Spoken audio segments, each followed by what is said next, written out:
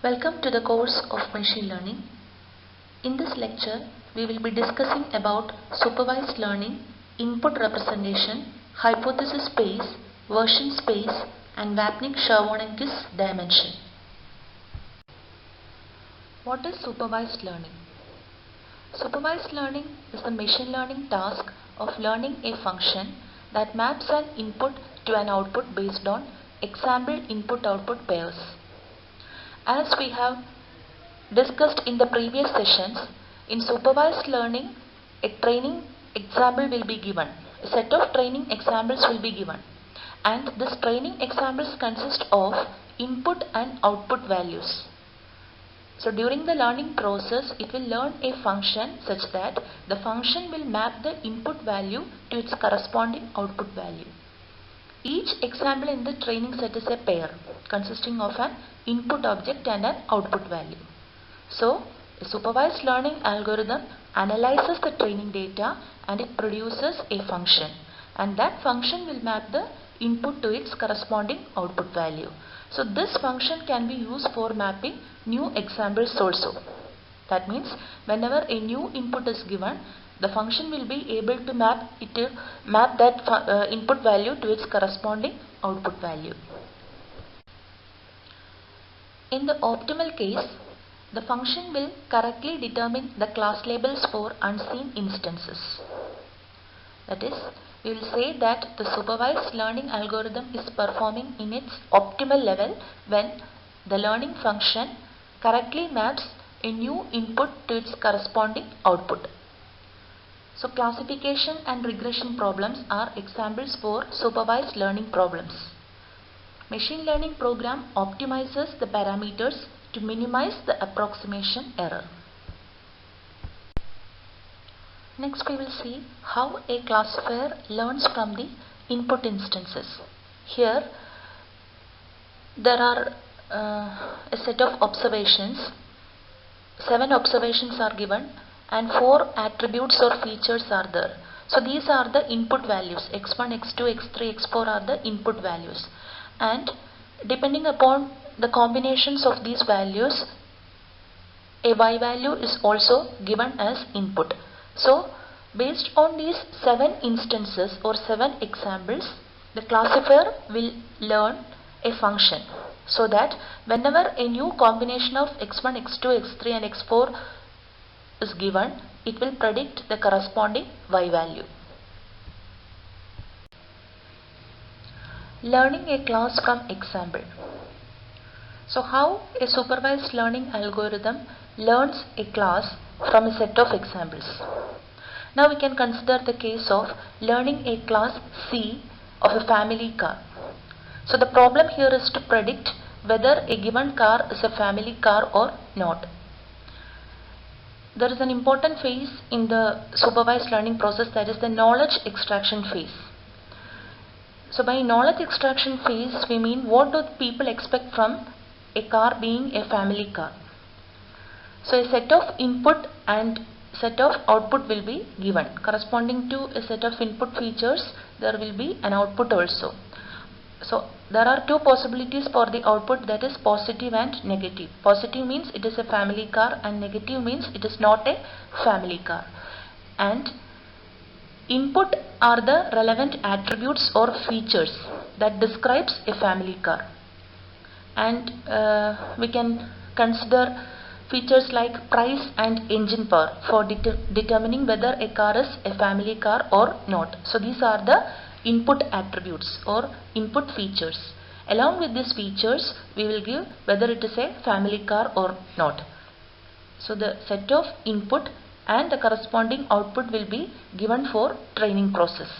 So after learning, the classifier or the supervised learning algorithm will develop a function or will learn a function that will map the input examples to the corresponding output. So whenever a new car is given, the classifier will be able to classify it as a family car or not a family car. Class learning is finding a description that is shared by all positive examples and none of the negative examples. So along with the positive examples, negative examples will also be given, so that the learner will be able to distinguish between positive and negative cases easily. Next, we will see some of the important concepts related to supervised learning. First is input representation.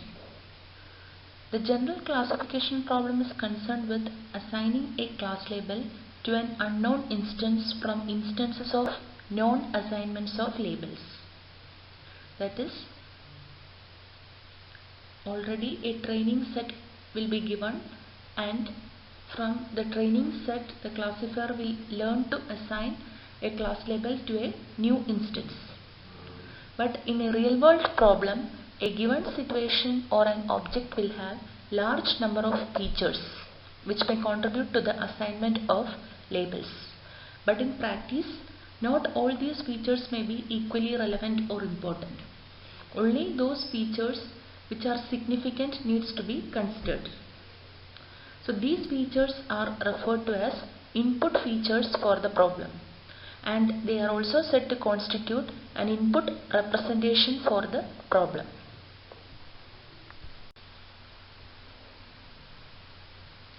Now consider the case of classifying a car as a family car or not a family car. Here the supervised learner want to learn the class C. Class C denotes family car, and the two input attributes for this classification problem are price and engine power. Price is denoted using x1 and engine power is denoted using x2. x1 and x2 constitute the feature vector x. X is the feature vector, and the values in this x are x1 and x2. That is, corresponding to each car there will be value for price and engine power, and the class label is R. The possible values for R are 1 and 0. 1 indicates positive case, that is, the given car is a family car, and if the value of R is 0, it means the car is not a family car. While training, an ordered pair of x, R is given as input. So there will be a set of training examples, and each training example is of the form x, R, where x is the feature vector having two values, that is x1 and x2, price and engine power, and also the class label R. If there are n training examples, then capital X denotes the total training set. It can be represented as xt, rt, where t ranges from 1 to n. xt denotes the feature vector or input attributes, and r is the class label corresponding to each input vector. Here we have considered only two attributes, that they are price and engine power. There are also other features like seating capacity, color, etc., but we have not considered those features for classification because they are not significant features. Significant features are price and engine power. Other features doesn't have any role in distinguishing a family car from other types of cars. Therefore, we have ignored such irrelevant features. We have considered only relevant or significant features. They are price and engine power.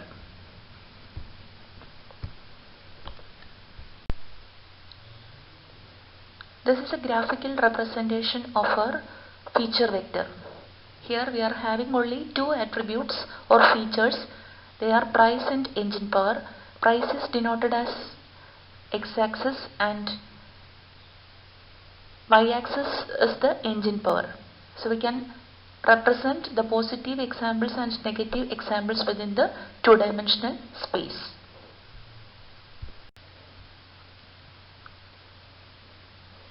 All the classification problems we have discussed so far are binary classification problems. In binary classification problems, there will be only two classes. The example of classifying whether a given car is a family car or not. So there are only two classes. That is, family car is one class, and not a family car is the another class.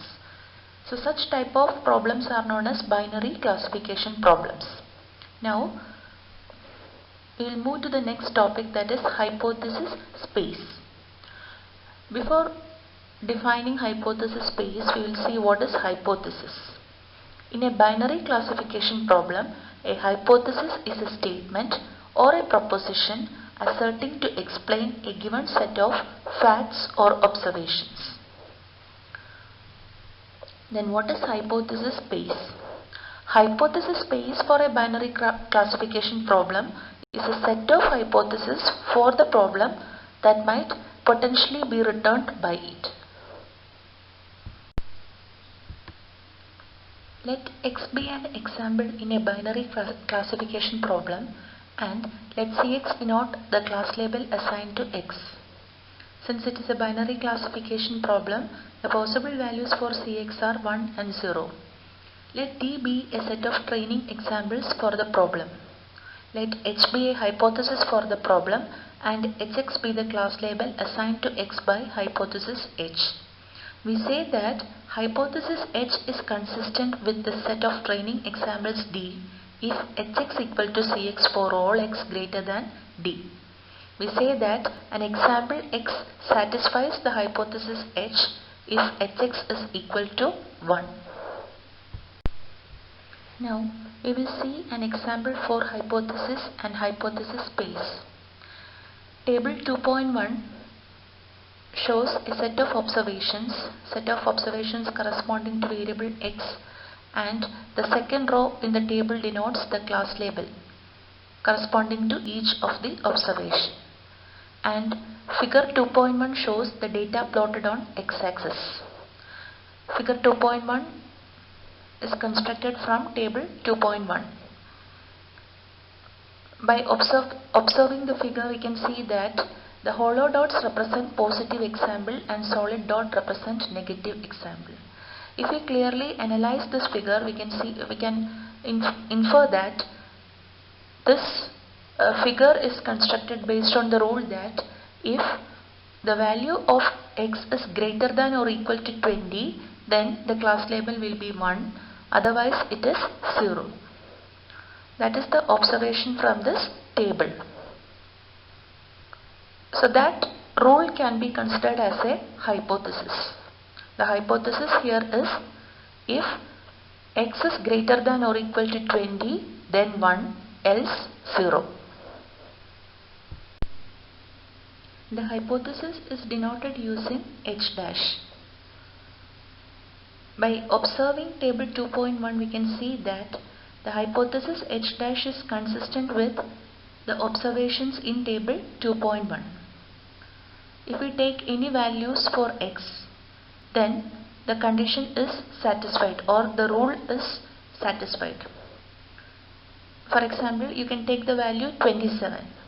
So the value 27 is greater than or equal to 20, therefore the class label is 1. Similarly, if you take the value 15, 15 is less than 20, therefore the class label is 0. So if you take any value from table 2.1, it satisfies the hypothesis H dash. Consider values for X that are not there in the training set. For example, X equal to 4 or X equal to 31. These values are not there in the training data. If the hypothesis is correct, then by using the hypothesis, we are able to predict the class labels of new values for X. By following the hypothesis H dash, we will get H dash of 4 is equal to 0. Since 4 is less than 20, the class label will be 0. Similarly, for 31, for the value 31, the class label will be 1. Since 31 is greater than 20, the class label will be 1. Therefore, hypothesis H dash explains the data. Now consider another proposition or hypothesis H2 dash. H2 dash is if x greater than or equal to 19, then 0, else 1. In this case also, the training data samples in table 2.1 satisfies H2 dash. Therefore, there are different values for m. So we can generalize it as Hm is equal to, if x greater than or equal to m, then 1, else 0.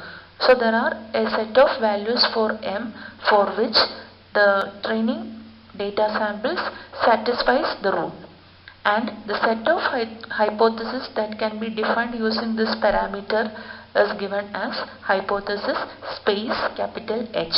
The set of all hypotheses obtained by assigning different values to m constitutes the hypothesis space H. Therefore, capital H is equal to Hm, where m is a real number. Now consider our previous example of deciding whether a car is a family car or not a family car, and the attributes that we have considered for classifying a car as a family car are engine power and price. So on discussion with expert and analysis of data, we may have reasons to believe that for a car to be a family car, the price and engine power should be within a particular range. So we can put it in the form of an equation, that is P1 less than price, P1 less than or equal to price less than or equal to P2, and E1 less than or equal to engine power less than or equal to E2, where P1, P2 are prices and E1, E2 are engine powers. So we are fixing a range for the price and fixing a particular range for engine power, so that we can using these values we can decide whether a given car is a family car or not. So this equation fixes capital H, that is the hypothesis class from which we can draw the class labels. Thus, learning algorithm finds particular hypothesis small letter h, that can be element of capital H, to approximate the class label as close as possible.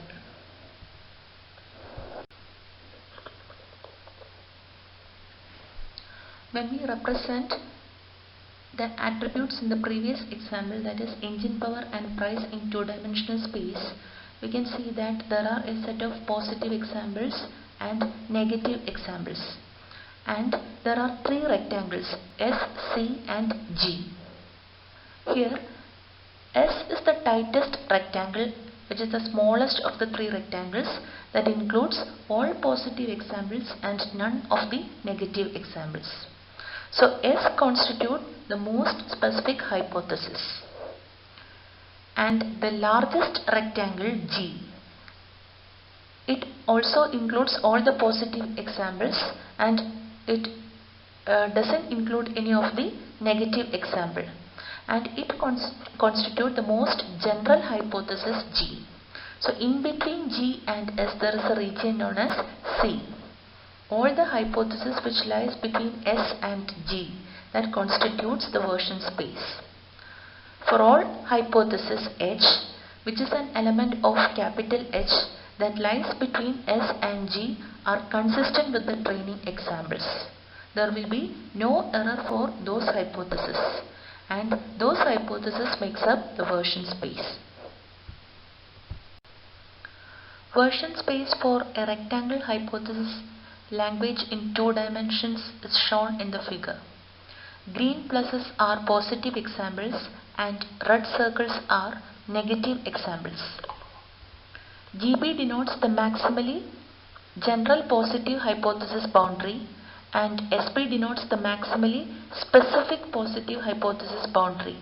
The intermediate thin region or the thin rectangle represents the hypothesis in version space.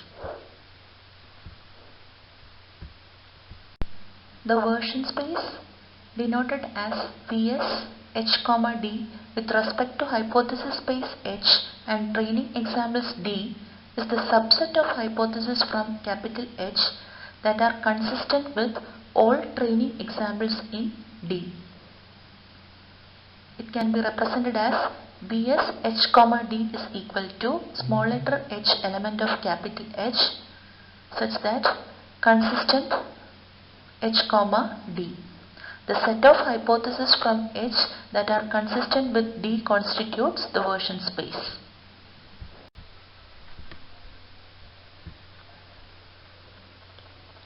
Now, let us see what is Vapnik-Chervonenkis dimension.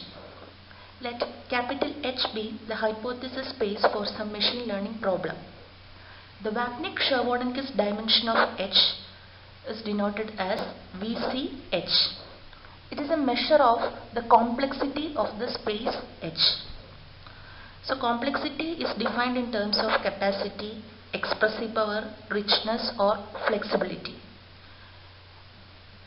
To know in detail about VC dimension, we need to learn a concept known as shattering of a set. Next we will see what is shattering of a set of instances. Let capital D be a data set containing n examples for a binary classification problem. Since the classification problem is binary, there will be only two class labels, they are 0 and 1. Let capital H be a hypothesis space for the problem. Each hypothesis H in capital H partitions the training data set D into two disjoint subsets, those belonging to the positive class and those belonging to the negative class. So we can express in terms of mathematical expression, that is D can be partitioned into two disjoint subsets, that is x element of D such that Hx is equal to 0 and x element of D such that Hx is equal to 1. Such a partition of S is called a dichotomy in D. It can be shown that there are 2 raised to n possible dichotomies in D. If there are 2 classes, then there will be 2 dichotomies. If there are 3 classes, then 2 raised to 3 possible dichotomies, that is 8 dichotomies will be there. To each dichotomy of D, there is a unique assignment of the labels 1 and 0 to the elements of D. Conversely, if capital S is any subset of D, then S defines a unique hypothesis H as follows, that is Hx is equal to 1 if X is an element of S or it is equal to 0. So these are the concepts related to shattering of set. Now consider the case in which capital D, that is the set of training example consisting of 3 cases, that is A, B and C. Since there are 3 elements in it, it can be represented in 2 raised to n ways, that is 8 possible ways. So these are the 8 possible ways. So a set of examples D is said to be shattered by a hypothesis space H if and only if for every dichotomy of D there exists some hypothesis in H consistent with the dichotomy of capital D. Now we will see an example for shattering. Different functions can be used for shattering the data points in a training data set. First one is line function. Consider a 2-dimensional space and take any 2 points. So those points represent a combination of training input and output, and they can be arranged such that they can be shattered into 4 different combinations using a machine with a straight line function. Here there are 2 classes, solid dot representing class +1 and hollow dot representing class -1. And the decision line function will result in 4 training sets producing different combinations of +1s and -1s. That is shown in the figure. We can see that the straight line divides, or it is able to separate the 2 data points in 4 different ways. That is, if both are +1, if both the data points belong to +1 category, then the line on x-axis, it will be able to separate the positive cases from negative cases. And if suppose in the second case we can see that there is one hollow dot and one solid dot. Hollow dot on top and solid dot on bottom in the first quadrant. So if we draw a slanting line, we will be able to separate those two data points as positive and negative case, that is +1 and -1. Then in the next case, the solid dot is on the upper part and hollow dot is on the lower part of the first quadrant. Again, the straight line can separate those two classes. And if both are hollow dots also, then we can use a line parallel to x-axis for separating it from negative cases. In this way, we can see that a straight line is able to shatter the points in a two-dimensional space. Suppose we are having a three-dimensional space. If there are 3 points in the same two-dimensional space, it can also be shattered with line function into 8 combination without error during training.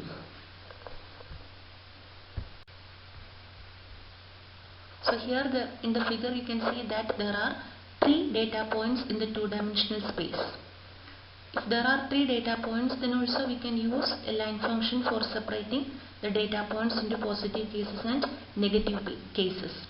Suppose we have increased the number of points to 4. Then there will be 2 raised to 4, that is 16 possible combinations. Then when you draw and try to separate the data points using the line function, we can see that 2 of the 16 combinations will not be correctly classified by the line machine. So in a two-dimensional space, the maximum number of training points that can be shattered by line function is 3. Hence, for the line function, VC dimension is equal to 3. The rectangles can shatter 4 points but not 5 points. Hence, the VC dimension of rectangle is 4. So from this figure we can see how rectangle shatters 4 points. Similarly, square can shatter 3 points but not 4 points. Hence, the VC dimension of a square is 3. And from the figure you can see how it is shattering the points. The VC dimension of a model F is the maximum number of points that can be arranged so that F shatters them. The VC dimension H for a set of functions capital F is defined as the largest number of points that can be shattered by F. So if you are having n data points, then there will be 2 raised to n possible labelings. And for each of these labels, if you can draw a function from the function family set that can separate labels, then the set of n points is said to have been shattered by that family of function. For example, in two-dimensional space, if we are having 3 data points, then using a line function we can shatter these data points. Therefore, the VC dimension of a line function is 3 in two-dimensional space.